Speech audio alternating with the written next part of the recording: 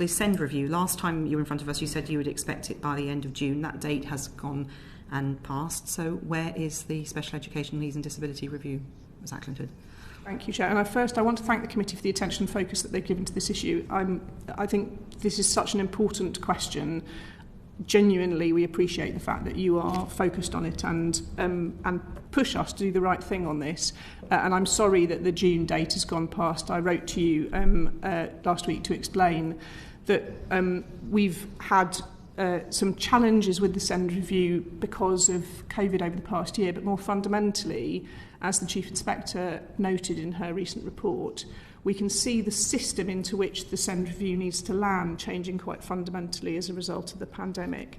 And we wanted to make sure, so as we started to test our emerging proposals, it was clear to us that there was a risk that because the early stages of the review had taken place before the impacts of the pandemic were clear, it wasn't going to be as effective as we wanted. And so in consultation with many of those with whom we've been talking about the SEND review throughout, with ADCS, with the LGA, Confederation of School Trusts, the Counsellors for Disabled Children, we agreed that it would be better to take a little bit longer in order to make sure that the review, when it lands, has properly taken account of that quite fundamentally changing picture. And the Children's Commissioner recently put out a blog to say the pandemic's impact on the SEND system has hugely changed the context that SEND local areas, schools and those supporting children and young people with SEND are now operating in. It is vitally important that the SEND review reflects that, and I do understand why the government has said it needs more time to ensure that any proposals from the review take full account of the unexpected changes that there have been over the last 18 months. I think the other thing it's important to say, though, is that we aren't sitting on our hands while we wait for the outcome of the review, and that there are three key things that we're doing for children with SEND while we work on the review itself. The first is significant increases to the high needs funding that we're putting in nationally. So high needs funding will have grown by about 1.5 billion, or nearly a quarter in 2 years. We're also making available 300 million of capital funding in 2021 for school places for children with SEND.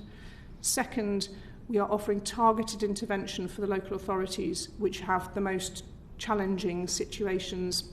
It starts by looking at their budget, but often the budget issues are about the pattern of provision in the authority. So we introduced a safety valve intervention programme for those authorities with the highest DSG deficits. And that asks the local authorities involved to develop substantial local high needs system reform plans, and we support them as they do that. And we've seen that have a significant impact on those local authorities. Do you have a list that you can provide us with of those local authorities? Yes, certainly.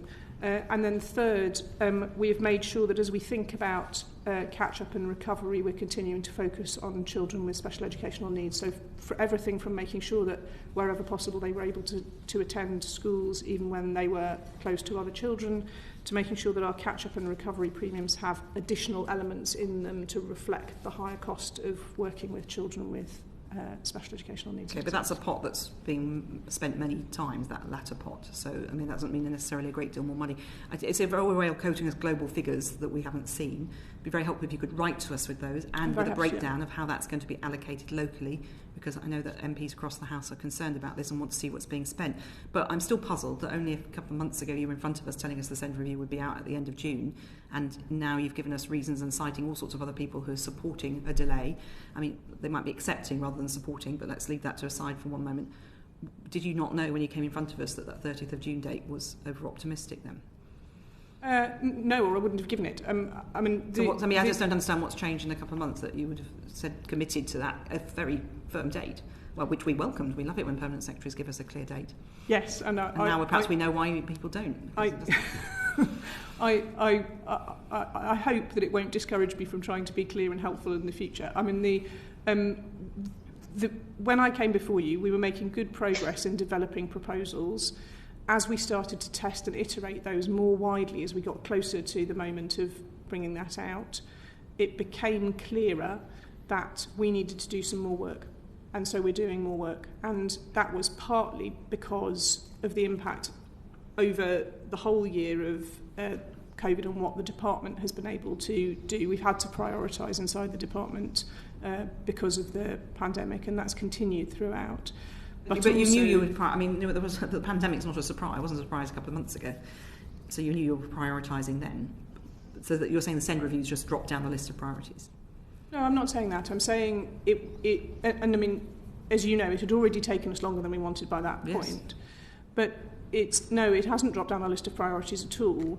But what happened was that it became clearer how much the context had changed since the work began, as we started to talk more broadly to people about it. So we had a set of emerging conclusions. We were talking to people about them. We could have pushed that forward, but everything that we were hearing and all of the conversations we were having said, we think it would be better to just spend a bit longer and make sure that the conclusions and the propositions in it are really robust against the way the world is changing as a result of the pandemic. And that's what's the time frame now? Is that going to be? So we are going to take the time that we need to make sure that we've really right. Well, that's the Mandarin answer. So what if you can give us a window of time? Will it be autumn, end of this calendar year, end of this financial year? We're going to do it as soon as we can. So that's not more weeks, I guess that's months, but you say as soon as you can. I mean, just that people need to know, they need to plan, and parents out there are desperate, as you can tell from some of the work that we and others have done on this issue. So what's your message for parents who are worried about the SEND review? I mean, the review, of course, let's be clear, is only the beginning of a process of change. So the longer the review takes, the longer change will take. Yes, that's absolutely right. And I think my message to parents with SEND is, first, we're doing everything we can alongside the review. We aren't waiting to take action for the review, as I've just set out, but also that we're determined to get this right. And the worst thing we could possibly do would be to bring forward something that wasn't fully tested and explored against the way that the situation has changed. We've got a chance to make a really significant change that will make a difference. We've got to get it right. I mean, you talk about the situation changing, but for children with special educational needs and disabilities, their situation isn't changing for the better in most cases, in that they've got those long-term health or learning needs. So that bit is pretty not static because their needs change, but that's a fairly known quantity. So I'm not quite clear what it is that you see where you talk about it landing. Yes, the schools are under pressure, but can you just be a bit clearer about why it is you can't provide support to some of those individual pupils in terms of you've talked about, for instance, extra high needs support in the classroom. Can you just give us a little bit? That's a good example of a flavour of why you can't do that sort of thing more widely with the children who are actually identified with needs already.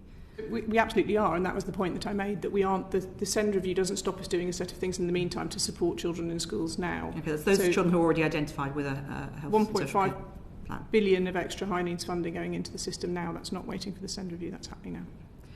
And is that funding new funding? Yes. So completely new for this. It's not being scraped off any other budget for schools. We manage the whole of the school's budget in the round and think about the balance within it. But it's the high needs element of the budget will have gone up by 1.5 billion. It has come out of the overall school's budget. It's not a new settlement from Treasury, just to be clear. Well, we always manage the whole of the school's budget. But I'm saying that you haven't got extra money from Treasury for this particular bit to tide you over while the review is being done. We did see an increase in the high needs element in 2019. So Mr. Foote, perhaps you can give us the numbers. Absolutely. So the overall core schools budget going up by 2.6 billion, 4.8 billion, and then 7.1 billion over the 3 years of the SR19 settlement. The high needs allocations that the Permanent Secretary is talking about come from that overall budget and from those overall. Well, I mean, the National Audit Office will help us go through those numbers in detail. So we're watching very closely because special educational needs is vital, but it shouldn't be scraped out of other budgets where there's also great